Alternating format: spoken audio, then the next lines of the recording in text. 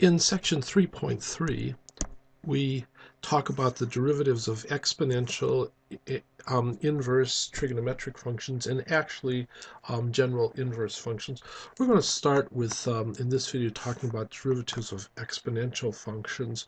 First off, we should be careful to know what we mean by exponential functions. We're used to functions of this nature, and we know how to take their derivatives. The functions are of the form x squared.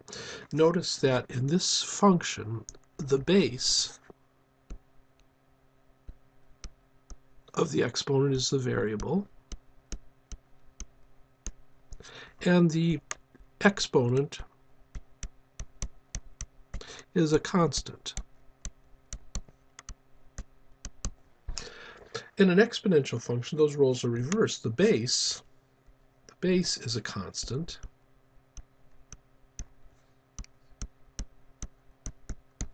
and the exponent is or contains a variable.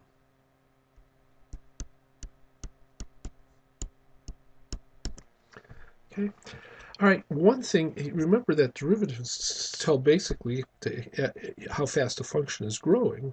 So if we look at the graphs of the power functions versus the exponential functions, notice that on the interval from 0 to 10, all right, our x squared, our power function, has grown from 0 to 100.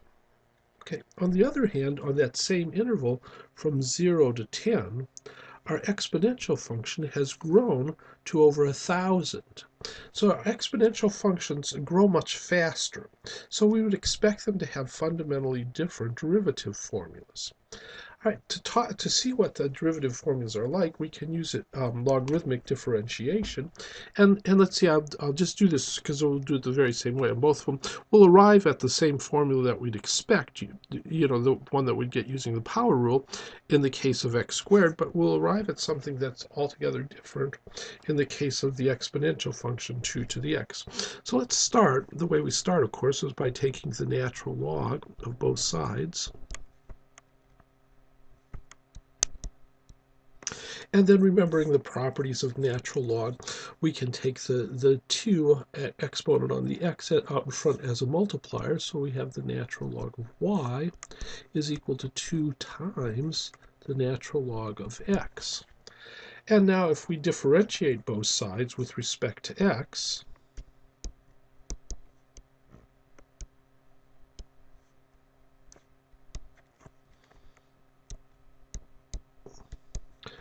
just doing implicit differentiation now.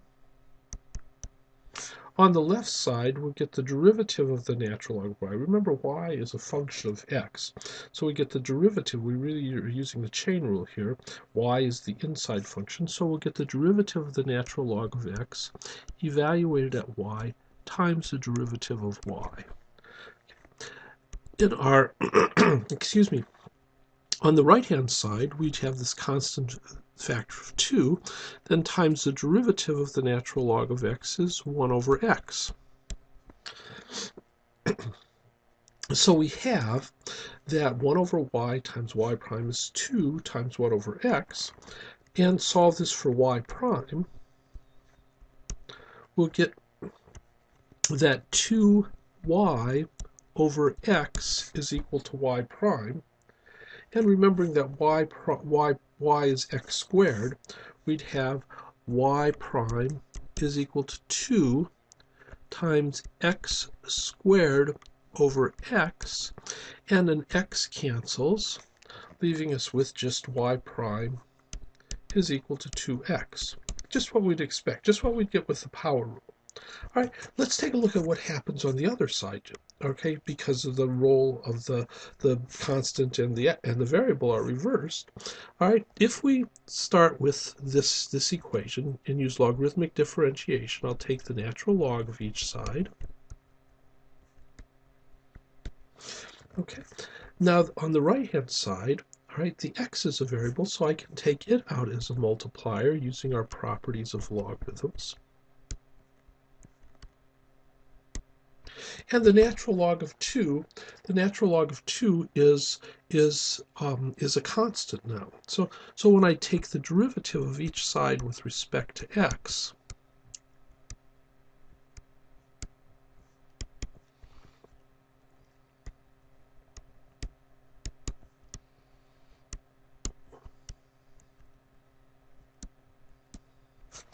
On the left-hand side, I just remember the chain rule. Y is the inside function, so we get 1 over y times the derivative of y. On the other side, now I want to be very, very careful because people, since 2 is a constant, its natural log is a constant. So this natural log of 2 I can simply take out as a multiplier in front, and I have left the derivative of x. And so notice what this becomes then. If I solve for y prime,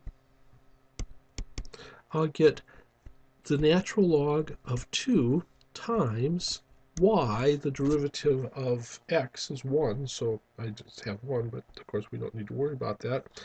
It's because 1 is a multiplicative identity.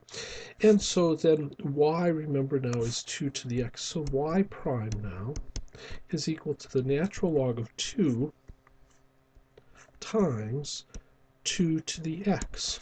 Notice a completely different formula, that when we take the derivative with respect to x of 2 to the x, well, it appears that we're just multiplying by the natural log of the base.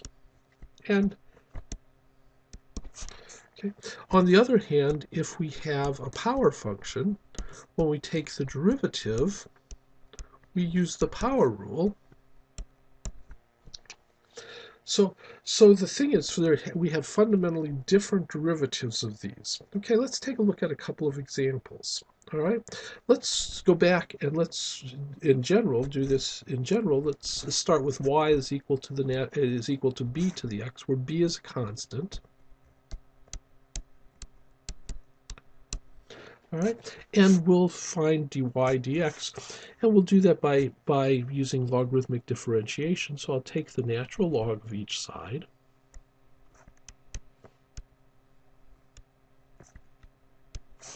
On the right-hand side, x is the exponent, so it can come out as a multiplier.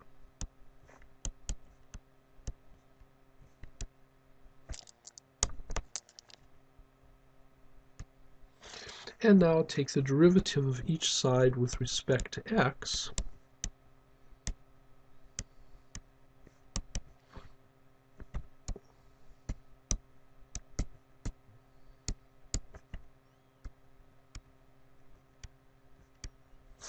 And, of course, remembering to use the chain rule, y is the inside function. So the derivative of the natural log of y is 1 over y times y prime times the derivative of the inside function, derivative of the outside, derivative of natural log, evaluated at the inside, times the derivative of the inside. And just as we saw before, this, since b is a constant, all right, the natural log of b is also a constant. Okay, so we can take this natural log of b out, and we'll have just the natural log of b times the derivative with respect to x of x, which of course is 1. Okay, so then y prime is going to be the natural log of b times y.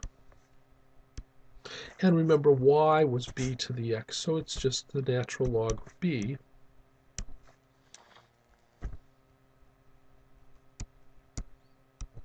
times b to the x. And of course, y prime is dy dx, just in Leibniz notation. And so it's the natural log of b times b to the x is what we have here.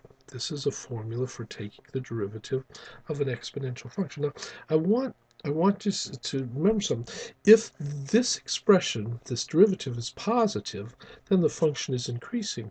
If it's negative, then the function is decreasing. If it's positive, the tangents have positive slopes, so we go up as we go to the right. If it's negative, we have negative slopes, so we go down as we go to the right. Exponential expressions like this are always positive. They're always greater than 0, so it would depend only on the natural log of b. So notice that here's a graph of the natural log. If b is in this region between 0 and 1, then the natural log is negative. If b is greater than 1, then the natural log is positive. If b is 1 precisely, the natural log is 0, and this thing becomes 0. So notice that this is going to be positive. All right, if b is greater than 1, it's going to be 0 if b is equal to 0, and it's going to be negative if b is between 0 and 1. B can't be 0 or a negative number. Otherwise, we wouldn't be able to take its natural log. So that's the derivative of an exponential function.